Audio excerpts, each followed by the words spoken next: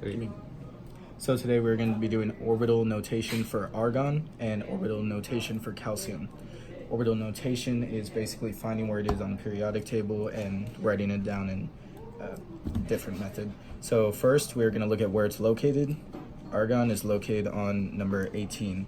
And to get there, we have to go through all of the other gases before 18. So starting off, we're going to start with the S1, which is going to have hydrogen and helium in it. And how we label that is we do 1s, and then we draw a box, and we fill it in with two lines, one going upwards and one going downwards, following Ohm's law, or Ohm's law, because both gases are being used. Now, once you get through the first family, you come over, and it's going to be your 2s, because we go straight back to the number 3 with lithium and beryllium.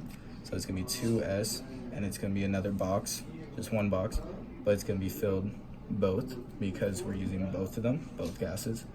And then when we come over, we get to the P section. It's going to start off with 2p, and 2p has 3 boxes because we have 6 gases here.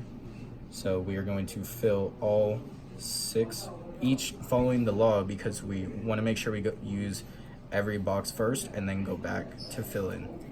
But we're using everyone in this situation. Now, coming down, we're going to get to 3s, which is going to be another box, and it's going to be filled in both because we're still not at 18 yet.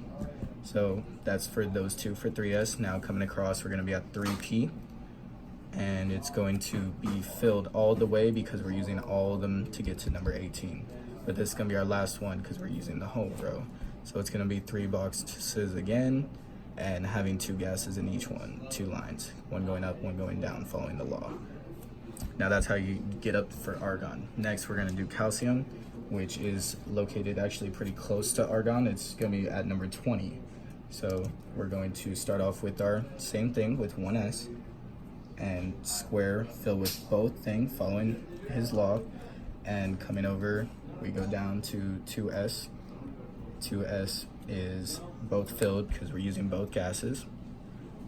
Now coming across, same thing, we're going to be doing 2p, we're using all the gases here, and it's going to have the 3 boxes filled all 3 with all the gases.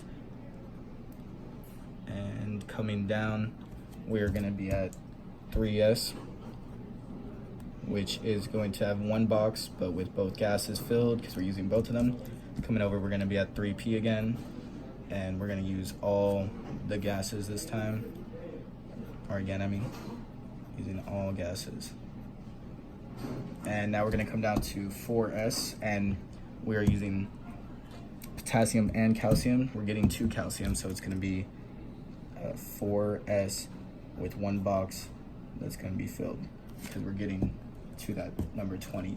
And that's how you get argon and calcium in orbital notation.